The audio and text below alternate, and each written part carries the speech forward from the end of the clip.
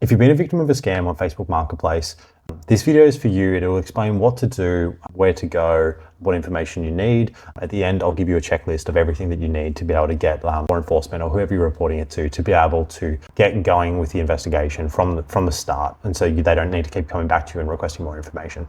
My name is Blair. I run consec.com.au. We help businesses to identify and prevent online frauds and scams. So if you're a business and you want to know more about how to protect your business from social engineering attacks, jump on the website, send me through a request. So the first thing you need to know is what you can actually report through Facebook. So you can report sellers, you can report buyers, and you can report listings.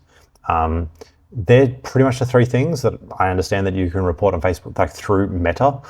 They have a pretty good help center, to be perfectly honest, where you can get all of that information, like step-by-step guides and like a bit of a run through. It doesn't really matter. Realistically, you go onto the page or the person's profile or whatever it is, and up the top right, you'll click on the three little dots and you'll click something to the effect of report seller, report buyer, report listing, report whatever it is. And then you just go through the bouncing ball with that. If it's an impersonation, there is information about what to do. It's essentially the same thing, and you can report it as a fraud or a scam, and it has a bit of a rundown about how to say this person is impersonating this account. Now that's what to do with reporting the actual account to Meta. Now, what you also need to take from that is if you're able to screenshot the conversations, export the conversations, if you're able to take screenshots of the listings, screenshot of whatever correspondence you have, you're gonna need that. Now, the next thing you need to do is go to their, if it's a person on Facebook, like a buyer or a seller or whatever, someone impersonating you, go to the profile that is doing that. On the actual profile, on the top right-hand side, if it's on a browser, at the top you want the like a unique identifier for that, so the handle. In the URL, so the Universe Resource Locator, at the top of the browser, you'll have a little thing that'll say www.facebook.com/unique identifier. So take that, copy that, and that is the unique identifier to be able to identify their specific account. That is relevant because if you put Facebook, someone's impersonating that account, they could get a whole bunch of different ones. Or if it's a really generic name, they'll get a whole bunch of different listings. Okay, so if you've transferred money, the first thing you need to do is to contact your bank or your card provider immediately and tell them to stop the transactions. That's really important. In some instances, they were able to recover money if you've done it fast enough. If it's international, there are things called a swift recall if it's over a certain amount of money, like over $20,000 and whatever. So sometimes that happens for like caravans and whatever, things of high ticket value. So you can do that. You can talk to law enforcement about swift money recalls. It's a thing. A lot of people don't know about it. The banks will know about it, so maybe hit them up about that sort of stuff.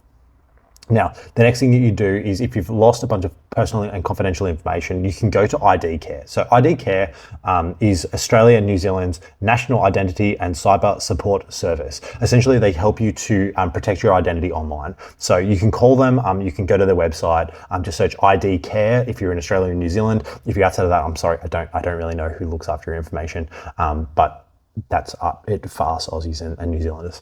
You can call them 1-800-595-160 or go to their website. So it's up here. Now, in terms of reporting this to local law enforcement, I'm talking about Australia. I don't know about other countries. I'm sorry. I'm sure the process is similar. In Australia, you go to report cyber. So it's cyber.gov.au. There is a thing which says essentially like report now or something similar to that, where you can report that you've been a victim of cybercrime. That report will then flow through to police. Okay, so you don't need to report it twice. It'll be a duplicate report. You can just go to your local police station and report that to law enforcement. And finally, this is the information that law enforcement need from you to be able to actually investigate this stuff. So have all of this information ready and available. I've got a list and I'll post it at the end of all of the stuff. And so you can just take a screenshot or whatever. So obviously all of your personal information. So name, date of birth, email address, phone number, of all the witnesses, your victims, witnesses, whoever it is. If it relates to more stuff, link all of that. You need all of that personal information. Obviously, same with the suspect, whoever the suspect account. So name, date of birth, whatever information you have, phone numbers.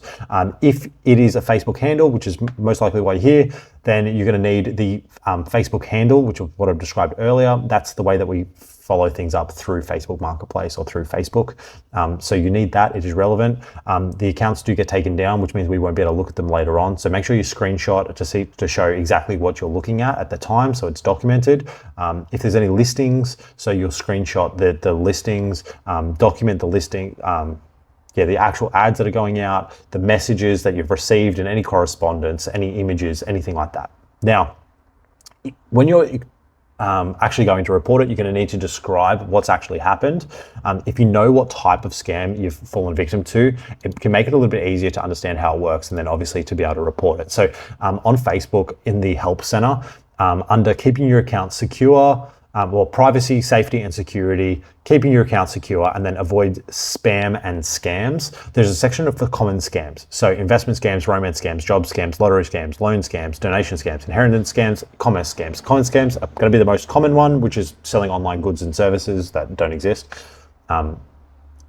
If you understand all of those and they have a quick rundown about that, it's pretty good, to be perfectly honest.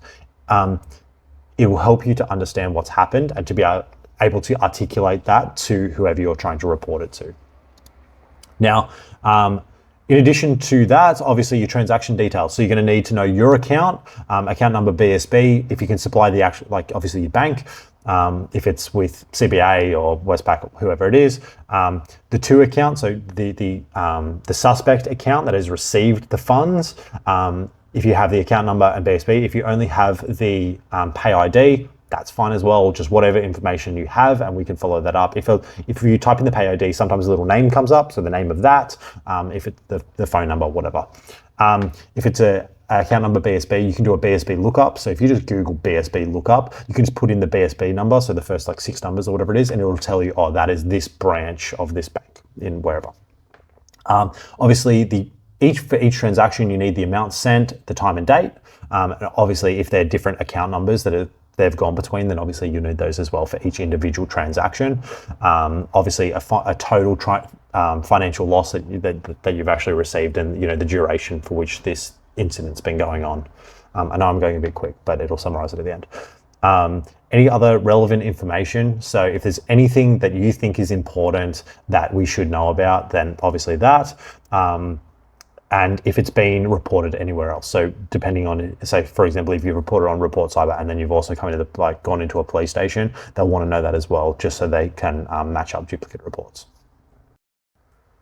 Now, if you've sent money internationally, like I said before, Swift money recalls can go through the bank to help recover funds. Obviously, that's usually for only large amounts. If it's a small amount, it's fairly unlikely that it'll happen. And the banks, from what I understand, don't really reimburse a lot of this sort of stuff because it's social engineering. So it's your mistake. And that's the way that I understand that it gets written off. Sometimes they will give you money back. So that's not in every case, and every bank's different, obviously. So I can't speak for all banks.